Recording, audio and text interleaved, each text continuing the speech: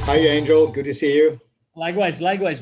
Good to see you. So we are here today because we've been receiving a lot of messages from our C-level counterparts online on LinkedIn and other sources and other meetings and gatherings that we organize almost every single week. And if you had to summarize, what's top of mind right now of most of the C-level executives in the organizations in the world regarding of the industry, what would you say? Angel, other than some of the obvious ones like Amazon and Apple and some of the digital companies who are doing very well under the current situation, the significant majority of companies are just focusing on preserving capital, staying afloat, not running out of cash, and just re-engineering the way they do things. And obviously we know that most of the companies, most of the industries are also have gone from working face to face to working remote. So yes, that actually increases, that makes the entire equation a little bit more complicated, right? Because people are working remotely. Yeah. So is there a way in which preserving capital, in which mitigating risk could be done in a more efficient way with everybody working remotely today? Yeah, I really believe that there is a way of doing this. It's lonely out there. And when people are out there sitting in front of a computer screen on their own, it's very hard to connect what they do to what the shareholders look at. The shareholders are interested in one thing: demonstrate sustainable profits and cash flow, okay? And demonstrate sustainable profits and cash flow, and demonstrate to me how we can stay alive at this point in time. Normally, we're looking at a trajectory. How can we increase profits and cash flow? Today, I think we want to sustain profits and cash flow, but the employees are an extension of the CEO's promise to the board and to the shareholders. So in answer to your question, people are sitting in front of a computer screen, working from home, maybe working through some kind of virtual connection as we are doing here. It's very lonely out there. And how do you really get them focused on connecting their activities to shareholder expectation? That comes with education. And another issue here, Angel, is that people tend to think of numbers in isolation. They tend to have silo thinking. So for example, people focus on increasing sales. But I like to use the expression, so what? Sales are up and we're busy, but what about operating costs? What about operating capital? What about cash flow?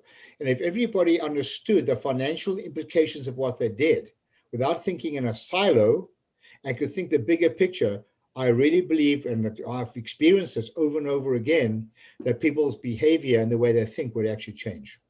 In the last 25 years, you've trained more than 20,000 business operators and C-level executives in corporations all over the world of many different sizes, many different industries. Yeah. If you had to say that's something that they all have in common when you start working with them, what would you say you see? Do you think that in the beginning, everybody is aware of the consequences, of the implications of their decisions on a daily basis?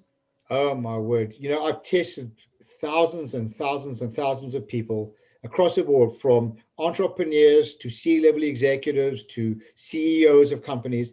And in my experience, non-financial operators and organizations are less than 40% financially literate, even at a basic level.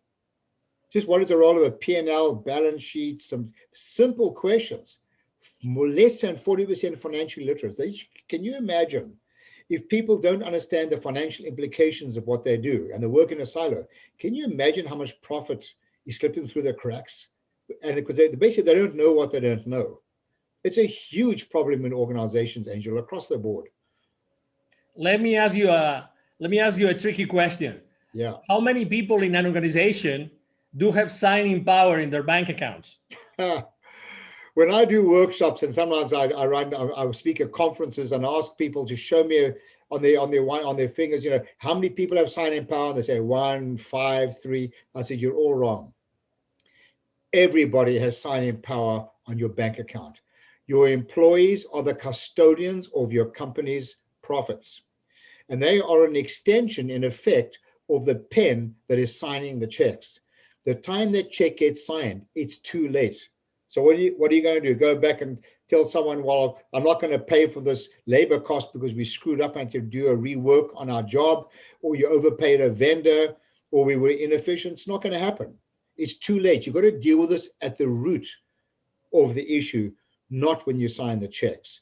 So yeah, everybody should have a clear understanding, especially now when they're working on with limited resources and cash availability. Now especially people should be aware of it and incentivize them accordingly. We are right now talking about being the custodians of the profitability of their own company. Mm-hmm. But do you think that knowing that every single company out there is trying to, preserve capital and mitigate risk, do you think that sales forces right now, the sales forces in the world, are mindful enough about preserving their clients' company capital and mitigating their clients' companies' risks? Great question. The answer clearly is absolutely not. I've often suggested to business operators, owners, to have this conversation with their salespeople and make a statement something like this: the moment you make a sale, you are part of your customer's problem. And people look at me like, how can you say that? I said, it's easy. Because the sale represents revenues on your financial statements and an expense on your customer's financial statements. And it is incumbent upon a professional salesperson to demonstrate how the cost on their P&L, the customer's P&L, what the service that you're offering, the contribution will equal or exceed the cost on their P&L. And until that happens, you are part of their problem. So in fact, I believe that salespeople should be rewarded on the profit or the ROI made on your products in their company, never mind your own company. Now we're talking. Is it fair to hold the sales force, the salespeople accountable right now because of their lack of knowledge of this? No, it's simply not reasonable. I mean, one cannot reasonably hold people accountable if you don't engage them and educate them. It's not reasonable. They're working in a silo. They're working blind. It's like walking towards a cliff with your eyes closed.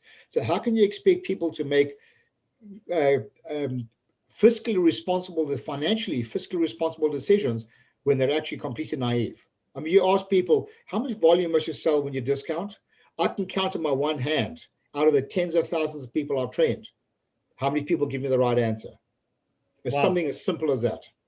Forget the discounting like crazy to get more business. For the people that would like to continue the conversation with you, what's the best way to reach out to you, Neville? Oh, just email me. I love having these conversations, in case you didn't notice.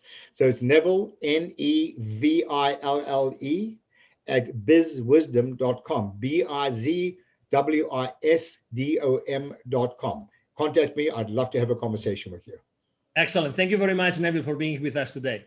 You're very welcome, Angel. It's always a pleasure. Thank you very much. And I'm sure that you have enjoyed this conversation with Neville Joffe as much as we have, the CEO of BizWisdom. Thank you for being here with us today, and hope to see you soon in our next interaction with Mr. Neville Joffe. Have a great day. Bye-bye. Bye now.